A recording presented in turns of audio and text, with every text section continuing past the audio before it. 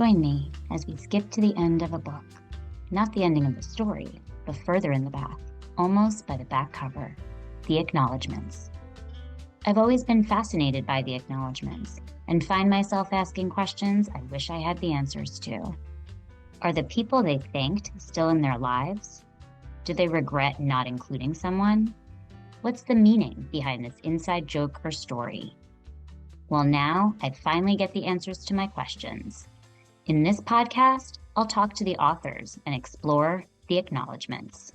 So flip to the back of the book with me and let's start there. Hi, Jessica. Welcome to the acknowledgements. Hi, thank you so much for having me. I'm really excited to be here.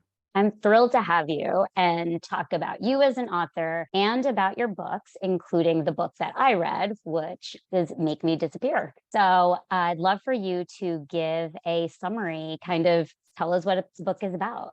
Yeah, I'd love to. So Make Me Disappear is my debut novel. It came out in 2022. Had to think about it for a second. And it is a domestic suspense type thriller. It is about a woman who decides to fake her own kidnapping to escape her sociopathic, narcissistic boyfriend. And nothing goes as planned, to summarize shortly. But yeah, the main character, her name is Noel, and she is a Seattle-based nurse. And she is dating like the most eligible bachelor at the hospital, so to say. And he's like this handsome doctor who everyone loves. His name is Daniel. And at first, everything is great, but what's going on behind closed doors is not so great. He has become increasingly controlling and is like tracking her every movement. And he like knows everybody. He has like friends in high places. So it really is her last resort to arrange for her own kidnapping to get away from him. But when she does, she quickly realizes that this fake kidnapping has turned real. And she's pretty sure that he's behind it and that she's still within his grasp. So she decides the only way to escape him is to turn the table on him.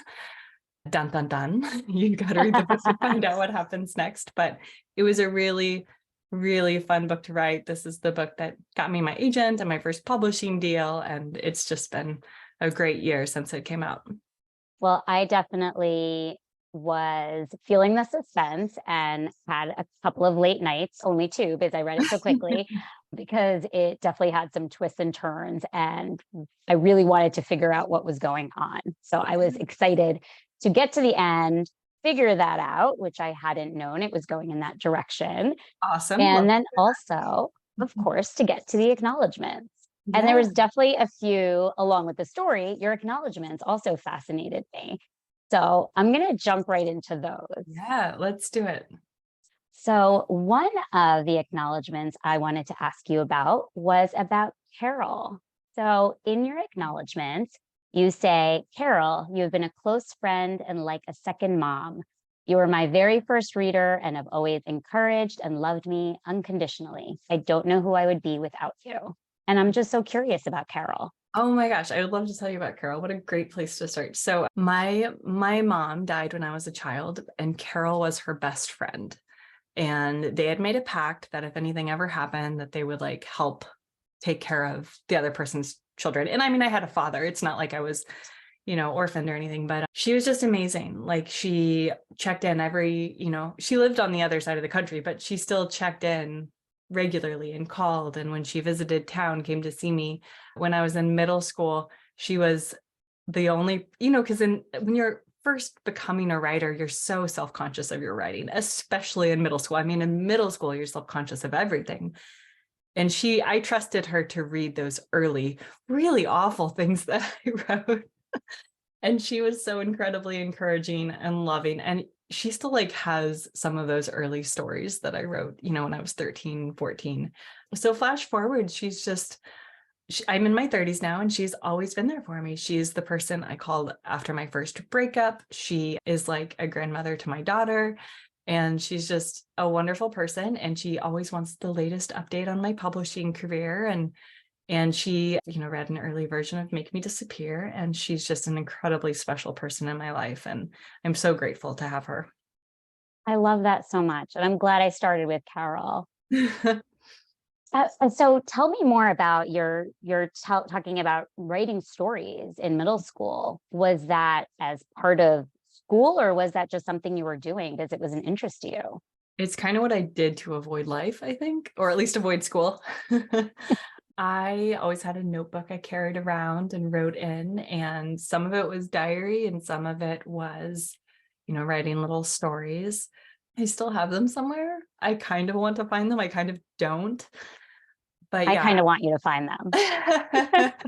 Yeah, I've always written, and it's always just been a big part of who I am. And it was something I did a lot in middle school, once I finished the assignment, but also kind of, I'm not quite sure how to explain it. It was just, I think middle school is a weird, lonely time, and it made things feel more normal to me, I guess, in a way.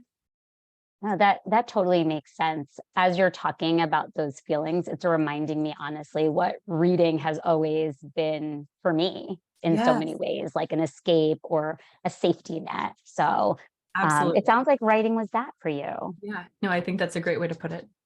And so one of your other acknowledgments is actually the person that connected us, who appears on a previous podcast, and that is Jamie Lynn Hendricks. And there you say, to Jamie Lynn Hendricks, who I was lucky enough to befriend when I was still a baby writer, who Mhm. mentored and wrote with me, and who I consider a dear friend. You said from day one that I would make it, and I'll never forget that. So, how did you and Jamie connect? And tell me more about Yeah, how I she's love been a mentor to you. So Jamie and I connected on Twitter of all places, and we got to chatting, and she had looked at some of my pages and given me feedback, and I'd offered to look at some of hers, and we just really clicked as critique partners. And when you're, exchanging writing, often there's a lot of conversation going on in addition to that. So we just became good friends. And then as far as the writing goes, at the time she was agented, but did not have her first publishing deal yet. She has 2 books out now, and a third is getting ready to come out. She's been very successful. But when you're a new writer, you kind of don't know if you're any good. Even if you think you're good, even if people have told you your whole life, oh, you're such a good writer, like, you almost don't believe it. So to have another writer, one who had been good enough to get an agent to say, you are so close, I have no doubt that, you're going to get an agent, you're going to get published, was just such a good, uplifting feeling. And I mean, I think part of being a writer is believing in yourself, but it's always nice when someone else believes in you as well. And Jamie always believed in me, and I really needed that. I think we all need someone. I'm actually getting ready to start serving as a mentor for AWP, because that was such a profound part of my writer life, to have her, help me go through my manuscript and figure out how to make it better. And I want to be able to give that back to someone else. I love that. I love that you're giving back in that way. What do you think is the biggest support or type of support that one writer can give to another? I think it really depends on the writers. So Jamie and I are in the same genre, so we're great at exchanging work back and forth, because we understand what our genre norms are, and we can say, hey, this is not working, or hey, we need more suspense, or nothing happened in this chapter. Whereas one of my other writing friends, Sarah, she writes book club / women's fiction, so to say. And so while she does read my books, some of the best support that we provide each other are just texting each other and complaining about what, just needing to vent sometimes about whatever's going on, whether it's personal or in publishing or whatever else. So I think it just depends on the people. And on that subject, you're in this thriller genre. What brought you to this genre of writing? And do you think I know you have a second book out already that is of that same thriller genre. Mhm. Is that kind of your space? Yeah, so I love thrillers. My first couple of books that were before I got an agent, that have never been published, that will never see the light of day, because I just couldn't let anyone look at them. They were more of contemporary fantasy, but that genre was not selling well when I was writing it. And I kind of was trying to understand what I could be doing differently. And I realized that I really loved reading thrillers. And I was like, oh, maybe I could even write one. And then I started thinking about it. And my contemporary fantasies were actually thrillers. They were just thrillers in like a contemporary fantasy setting. So I was like, okay, I'm going to shift into this. And I mean, it took some work. I had to read a lot of thrillers and kind of better understand what the genre norms were. But I love that it is like a puzzle, and that I know the reader is trying to figure out like how to unpuzzle it, but I'm trying to like piece the puzzle together in such a way it will be hard to unpuzzle it. And it's on top of just the writing, it's its own challenge. And that just like gets my brain going in a way that nothing else does. Yeah, I think someday I will probably write a book in another genre, but I suspect it will be in addition, not instead of, with writing thrillers, because I love writing my thrillers. And I've always wanted to know this. So then for those that write thrillers, what kind of movies do you go see? Do you also enjoy watching like thrillers as well, or does that not align? Well, I have a 4-year-old, so I haven't been to see a movie in a very long time. But you wrote a book. You Yeah, wrote a yeah. couple. Well, I do that instead of watching TV and movies. There's not a lot of free time. I am thinking of what I watch on Netflix before bed when I have a few minutes. I like a little bit of everything though. Sometimes it's nice to have something very different. Like I just watched Gilmore Girls for the first time ever, and I just finished it and I'm so sad it's over. Which is like the total opposite of a thriller. But there's another show, it's called Sex Life. I don't know if you've heard of it. Mhm. Yeah. Yeah, and it's like kind of a thriller, but like a sexy thriller. And that's really fun and it's a little different. So I don't know. Sometimes it's nice to give my brain a break from the thriller space, but then sometimes it can be really inspiring. So all of the Yeah. above. So jumping back into your acknowledgments, tell me about Evie Hughes, an entirely unexpected writing friend and critique partner. Yeah. So Evie and I work together. So I'm also a nurse, and I was training to be a nurse practitioner. I finished my degree, but then COVID hit, and then I got an agent and started, and, I got a publishing deal. So while I have my degree, I'm not using it. She was my first, not my first, but one of my first mentors when I was getting my degree. So like when I was going into the hospital and working in the unit as a nurse practitioner to really understand how to do that, she was one of the first nurse practitioners who was working with me. And that was years ago. That was like before my daughter was born, before I started writing again. And then, so I like finished my time working with her. And then a couple years after that, I had joined a writing group, and she randomly was in that writing group, and we had both just kind of gotten back to writing. And it was just funny because we'd worked together for like almost a year, just as like nurse practitioners. Yeah. And I knew that she read books, but we didn't really talk a lot about writing. And years later we were writing together and being critique partners together. And sadly Evie actually passed away last year, but she was just like this magical force, and she just always had the funniest comments. And my third book, which is out this coming June, is actually dedicated to her, because I know she would have just like loved it. Like it's more of like a medical domestic suspense thriller, and she would have really enjoyed it, I think.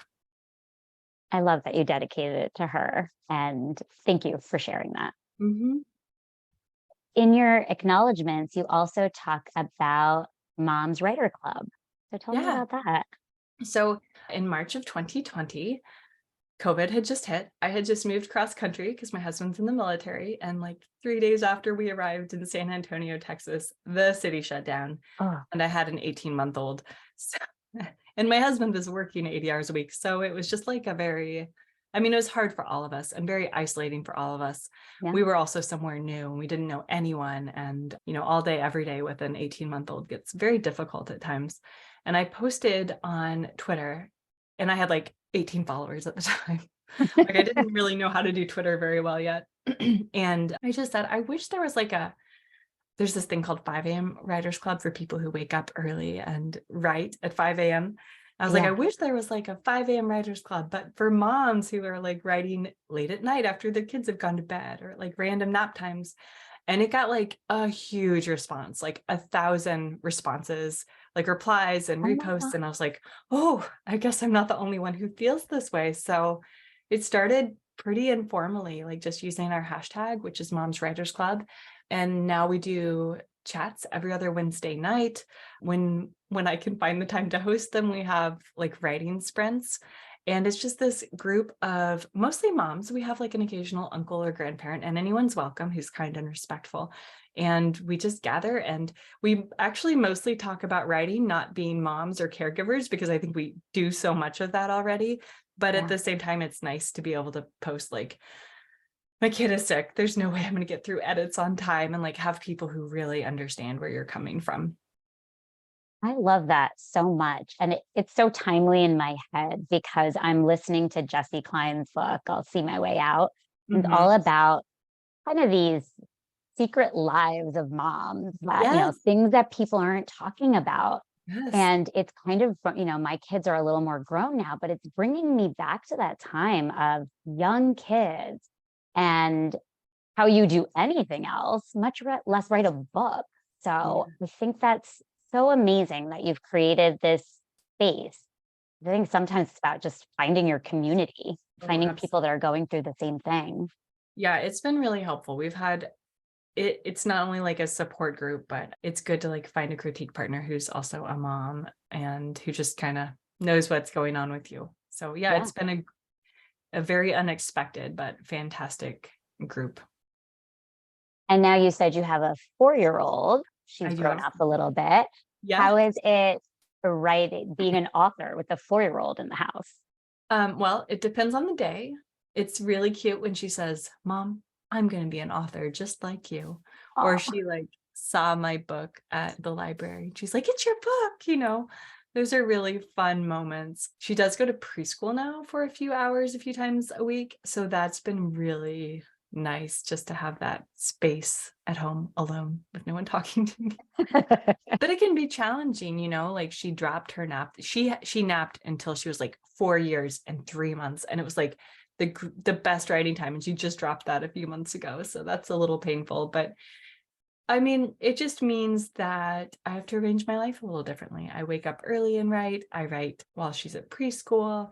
We've kind of established this quiet time thing instead of her naps now, where she understands that mom is working and that is a time where she needs to be working like on Legos or whatever makes her happy that day. And I actually think that's a really good thing for her because she sees me doing something that's important to me. And also, she kind of learns some boundaries in that as well. So it's been really positive for us for the most part, but I'm not going to lie. There are days where I'm like, listen, I love you, but please go find something to do. Or, you know what, have your iPad for an hour, because I have to get through edits. So it varies a lot, but I wouldn't change anything. yeah, sounds like it's a balancing act, like so Yes. many other things. Mm-hmm. So, along with your acknowledgments, you also had a letter from Jessica towards the end of the book, which I loved to see. It was such a treat in a way to see a letter to the reader. So, Yeah. how did that come about? So this is something my publisher does actually. They encourage authors to write letters to the reader. And I just think it's the coolest thing. I think in my second book, actually, I think I actually talk about how cool it is that I get to write a letter to the reader. And I wish and I know that like if one of my favorite authors or a book I read, if there was a letter to the reader in the end, how excited I would be about that. But man, the pressure behind it, like, wait, I'm supposed to write a letter to the reader. What do I say? But it was fun. I'm glad I got to. And it's cool because beyond the acknowledgments, you can give the reader some insight into your book or what inspired it or like anything you want. So Yeah. I think it's fantastic. I I loved it for the same reason. And it's funny at the beginning, you do say you're both excited and nervous about it. I always feel like for authors, I'm like, it must be so much pressure to do the acknowledgments, but then probably a different level of pressure to write this letter. Yes, Um, the letter's actually yeah. to the reader. Yes. Yes. And, a few things that popped out to me about it is you mentioned your mom writing poetry, writing letters, Mhm. and, the influence of that. And then you also write about really your inspiration about a young woman. In this case, you're writing about, Noel and her challenges as a character. So I'm interested to hear more about that and that inspiration really for this young woman who was your character, but your kind of want for her to come out of the situation she was in. Yes. So Noelle is in like a pretty, as I kind of mentioned before, like compromised situation. And for me, it felt very personal because I think a lot of women find themselves in that kind of situation. And I think those situations can sneak up on you. When I was in my 20s, and this is kind of mentioned in the letter, I believe, I was in a relationship that started out incredibly well. He was charming. He was someone who took life seriously, who was doing all the right things, all the things that you're kind of told to look for in a spouse or a partner. So, I thought that was it. Like, I got engaged to this person, but things just started kind of adding up. And I realized one day we were engaged that I was dreading the idea of planning a wedding. And I realized that was a big problem, and you get so busy with life that sometimes you don't realize that until you're really put on the spot. So this book was not about me. Noel is not me, but I took some of the emotions and experiences from what I went through and what I realized when I was writing this book, how bad that relationship actually had gotten. But it kind of creeps up on you. You don't realize it. And I put them into Noel, this young woman in a new city who ultimately is just looking for someone she feels safe with and looking for a partner, and doesn't want to be alone, but also doesn't want to be with the wrong person. And yeah, I felt the need to put that in a book, and it ended up being this book. And when I first envisioned this character, I knew that she was trapped in a relationship, and I knew that she was going to somehow get kidnapped to get out of it. And that's kind of where everything began, and it spun out from there. But I think a lot of women, young and middle-aged and quote unquote old, can identify with feeling trapped and feeling like they want to get out and not always feeling safe. I've actually had several readers reach out to me and thank me for writing this book and for writing a character. Well, I can't give too much away about what happens No, you at the can't. end, but Yes. and that's been really great because I didn't even realize what I was doing with this book until it was written. Yeah. And I think what showed through with the characters even was kind of showing some of the issues around power and control. And I think Yeah. that came out really well in kind of showing those parts of a toxic relationship. So Yeah. I'm glad you were able to share that story, and thank you for sharing your own experience as well. Yeah, of course. And now I follow you on Instagram, and I've been seeing that, there's mutterings of this book to come out. So you said it's coming out in June, is that right? It is. Yeah. So I'm really excited about this next book. The title is The Good Doctor, and it's coming out June 14th. And my editor, she read it and she's like, I love it. It's like Grey's Anatomy, but with murder. And I was like, Ooh, ooh. I like that. Yeah, I was like, that is so fantastic. Let's just call it that. Grey's Anatomy, but with murder.